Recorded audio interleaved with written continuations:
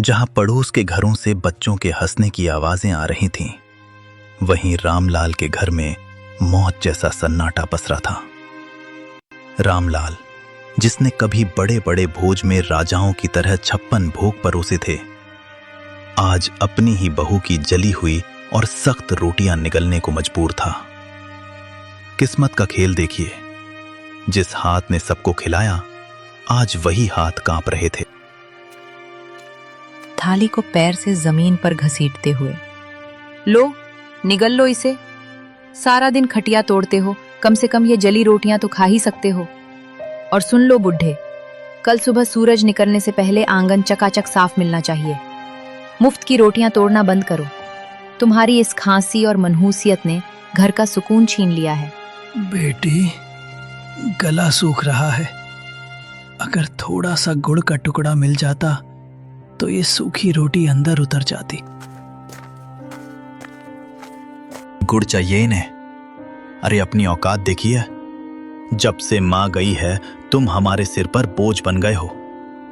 सच तो यह है कि तुम्हें भी मां के साथ ही चले जाना चाहिए था। अब यहां हमारे टुकड़ों पर पल रहे हो, और नखरे ऐसे जैसे अभी भी किसी रियासत के रसोइये हो। बेटा, जिस दिन तू पैदा हुआ था, उस दिन मैंने पूरे गांव को घी के लड्डू खिलाए थे। तुझे अपनी हथेलियों पर छांव देकर बड़ा किया। क्या यही दिन देखने के लिए मैंने तुझे काबिल बनाया था? तभी 7 साल का पोता गोलू दौड़ता हुआ आता है और रामलाल के गले लग जाता है। उसकी आंखों में गुस्सा और दुख दोनों हैं। पापा, आप दादाजी को ऐसे क्यों बोल रहे हो? जब मुझे डर लगता है तो यही दादाजी मुझे अपनी गोदी में सुलाते हैं।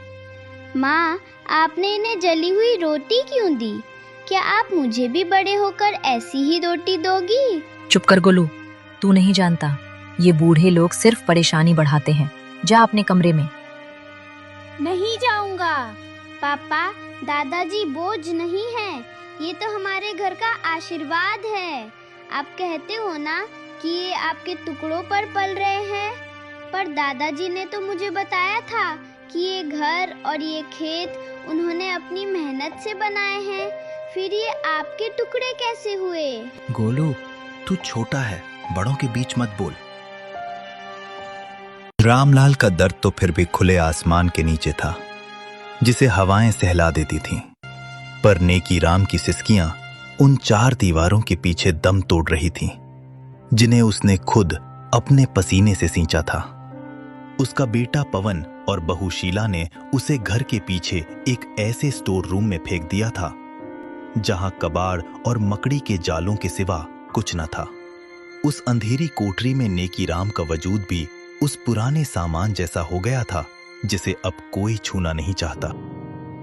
शीला, उफ, कितनी सड़ांध और बदबू आती है इस काल कोठरी से। पवन, कल इस बुढ़े के बर्तन एकदम अलग कर देना।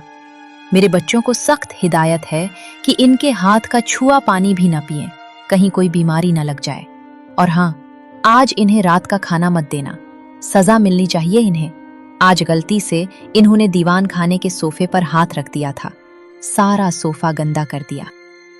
बेरहमी से कमरे के अंदर झांकते हुए, बिल्कुल सही कह रही हो शीला। पिताजी, आपकी वो पुरानी डायरी और वो टूटा हुआ चश्मा मैंने आज सुबह ही कूड़े के ढेर में फेंक दिया है। अब आपको पढ़ने लिखने की क्या जरूरत? आप बस इस अंधेरे कोने में पड़े रहिए और अपनी मौत का इंतजार कीजिए। हमारी जिंदगी में दखल देना बंद कर दो। बेटा पवन, अपनी जवानी की एक एक पाई जोड़कर मैंने ये आलीशान घर बनाया था, ताकि तू और तेरे बच्चे सुकून से रह सकें। आज उसी घर का एक कोना मुझे नसीब नहीं। आज मुझे ही तू कूड़ा कह रहा है। जिस चश्मे से मैं तुझे पढ़ते हुए देखता था, उसे ही फेंक दिया। तभी नेकीराम की 6 साल की पोती पिंकी चुपके से कमरे में दाखिल होती है। उसके हाथ में एक छोटी सी पानी की बोतल और अपनी टिफिन से बची